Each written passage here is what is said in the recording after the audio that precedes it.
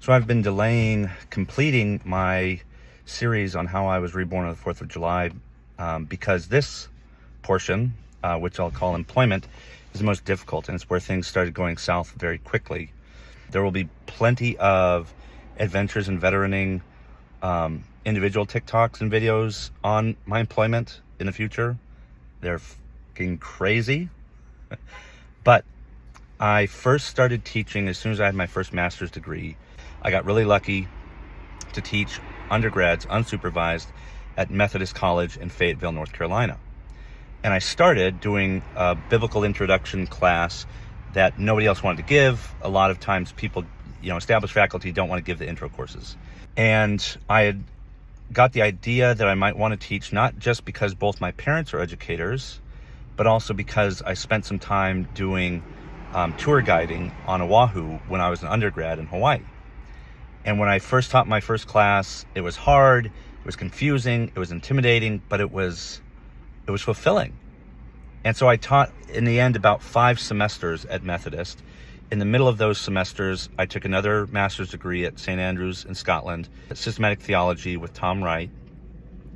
And when I got back, Methodist had me teach my own made-up course on religion and culture. There was a section for it, but I got to make it my own, and it was really great. Then I got offered a contract to teach as a TA at Duke, where I got my first master's degree. And when I started, the first class I was given as a TA, so I had a small group of students in a big lecture course.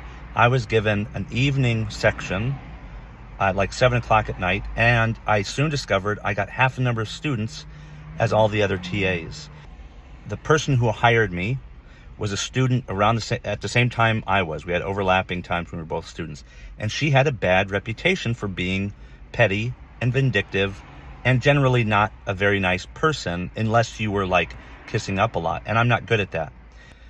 So I asked my dean, or I went to my dean, and I said, I can't take an evening class again. I'm nervous about bringing it up with the registrar.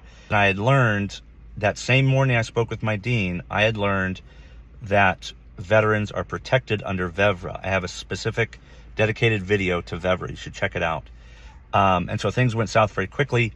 When I filed a VEVRA complaint, the VEVRA complaint went nowhere. As I've shown in that other video, the DOL doesn't care. They don't trust vets. They don't believe vets.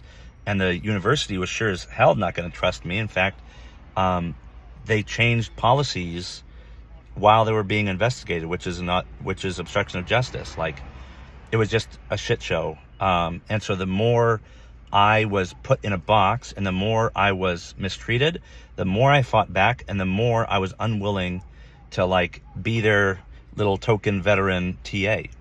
And so the last course I taught at Duke was spring of 2017, the semester after my first child was born. And from that time forward, I haven't taught regularly until just recently, in part because I was a father and it just made more sense for my wife to be full-time working than it did for me.